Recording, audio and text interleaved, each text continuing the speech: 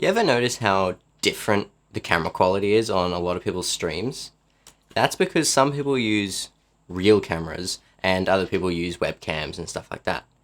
Now, webcams can have decent picture quality, but you're not going to beat the picture quality that you can get on a mirrorless camera like this. So this video is going to be explaining how to use a real camera as a webcam for streaming or any other things that you would use a webcam for, such as like Discord or Zoom calls or whatever like that. So this is the camera that I use for streaming, and I have used since I got it in early 2021. This is the Lumix G85. I've made a whole video about it, but it's not a great camera by any means, and I said that in my review that you can see up here, but it's much better than what I used to use, which was actually this Samsung Galaxy A5. There are multiple ways you can use a phone as a webcam. You can always get, a cheap webcam or even an expensive webcam for a couple $100. But the moment that I plugged this in to stream, it was night and day. It was so much better than anything a phone could do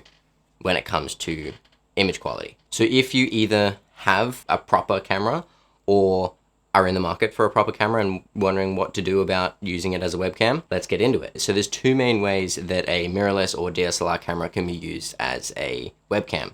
One is via USB if it has built-in streaming functionality like my Sony a7 IV does. A lot of newer cameras now do have that built in. So you plug it in with a USB-C cable.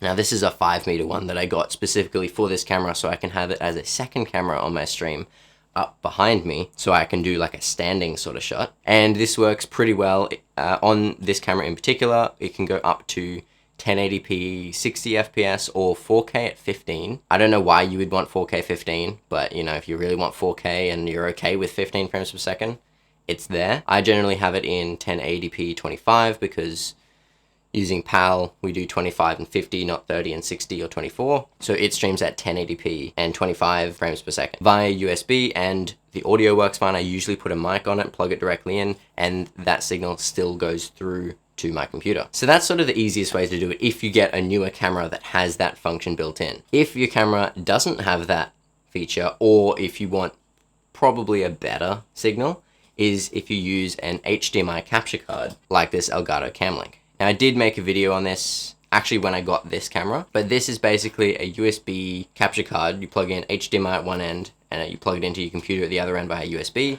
and then it just makes your computer pick it up as a webcam. You can also get PCIe versions of this that'll go inside your computer. You can get some with multiple inputs. You can get full-on video switches like the Blackmagic 8M Mini, but this is probably one of the more simple ways to do it, is just get a single little capture card for one camera.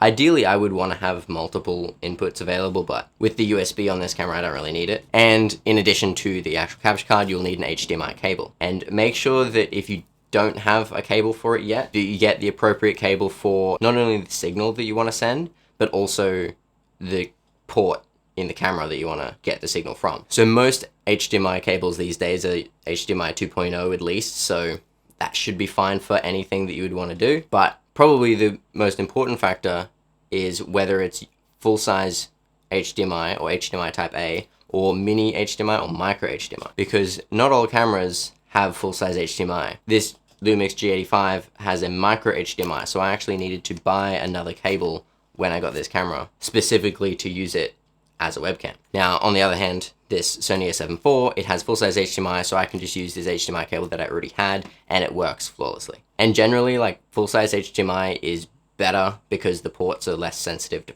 breaking and stuff like that. There's a lot of issues that can come along with micro HDMI, but camera companies are still putting them in it, so I don't know. Some other things that you'd want to make sure of if you're trying to use a camera as a webcam is if it has an auto off feature, if it'll overheat, and if it has enough battery life. So if you're maybe looking to buy a camera for this reason, make sure that it can stay on and does not turn itself off after 5 minutes, 10 minutes, 30 minutes. So having no record limit is a good feature to look for, even though you won't be recording necessarily, but it's good to not have to keep your camera awake so it doesn't like go to sleep after 10 minutes, because that would be very annoying. You'd also need to make sure that it is a camera that is unlikely to overheat from just sitting there on for multiple hours. This G85 is good for it. It gets a little bit warm, but other than that, it's never overheated on me. Even the A7 IV gets quite hot, but it has never overheated on me, even being on for an hour or two. And then when it comes to power, now this is probably the most important thing, because a single battery in a camera like this will probably only last maybe a couple hours. So if you're streaming for long periods of time, not going to be ideal. So either getting a camera with USB power delivery, like the newer Sonys, or going to something like a dummy battery, which is this. So this is basically just an empty battery capsule with the contacts on it with a cord coming out, which then just plugs into DC power. And I just got this as like a set when I bought the camera, just because I knew what I was going to be using it for, so I knew I had to get a dummy battery. So this end of the dummy battery then just plugs into this end of this cord, which then goes into this little relay thing, and then that's just plugged in by USB. Now you can get different ones. You can get ones to D-tap to go into a V-mount battery, or you can get them to USB, or you can get them to the barrel like this one. So there's different cables you can get, so just make sure that you have appropriate power solutions for whichever one you get. Okay, so let's turn around and we'll go through how to set it up in OBS. Okay, so we're now plugged into the computer via the HDMI cable into the cam link, and we are recording on OBS. This camera is not even recording right now. And I'll just show you really quick how to go about setting this up. It's super simple. And one thing you can also notice is there's a lot of stuff on the screen right now. And I'll show you how to get rid of that as well if your camera allows it. And that's another big thing to mention. If you're looking for a camera for streaming, make sure you get a camera that has a clean HDMI out. But before we do that, I'm going to really quickly show you in OBS how to set this up. Okay, so right now, that probably looks really confusing because it's just showing the OBS window into infinity. But if you can see, I have this scene set up already, and this is with the Camlink 4K as a scene. I do that for other reasons that I'm not going to really talk about right now. But what I will do is I'll add a, why can I not scroll? Down the bottom, it's kind of hidden here. I don't know why it's not showing up. OBS does this to me sometimes. But if I add a video capture device, and then I already have it as an existing one, but if you haven't done this before, then you just go create new. But I'm going to add in my cam link and then click OK. And then that's it. Then that's just sort of added, and then I can make this sort of as big or small as I want, and it's just there. Okay, so it's just there as a source in OBS. Now you can use this as well. You can like create a virtual camera via OBS in other programs. You can also just use the Camlink input as an input in any other program.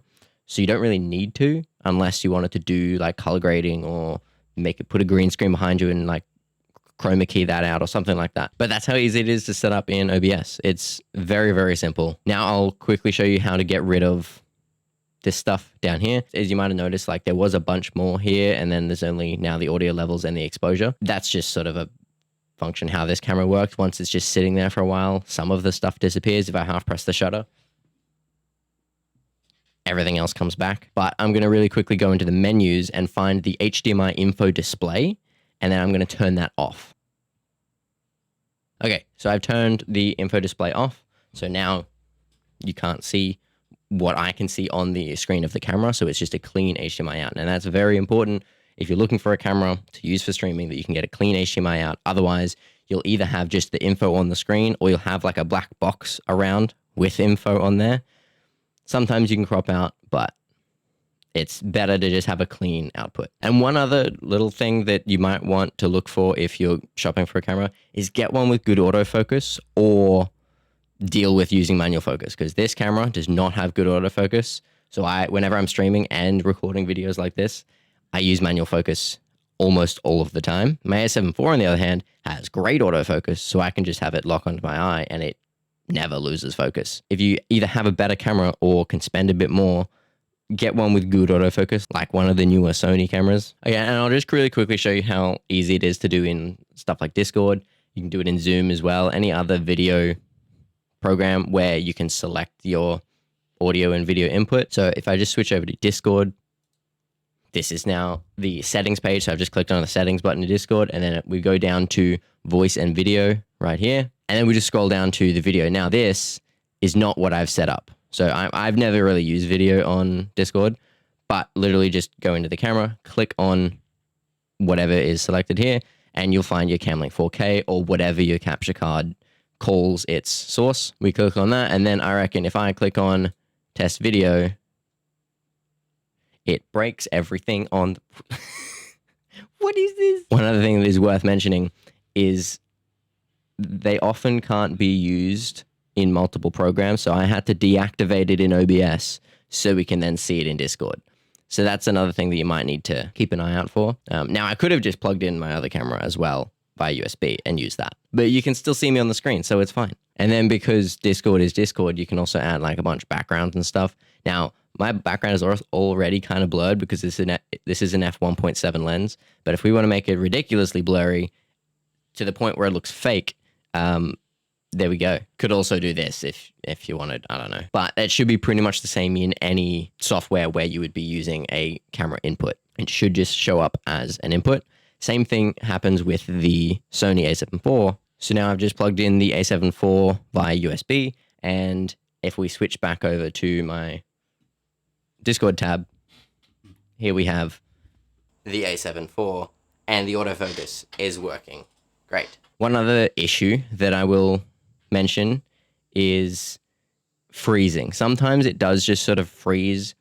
When I used to open Call of Duty Warzone, every single time the camera would freeze, so I'd have to go in and reset it in OBS. So it was annoying if I started streaming before I opened the game, then my camera would freeze and I have to reset it. So that's not ideal.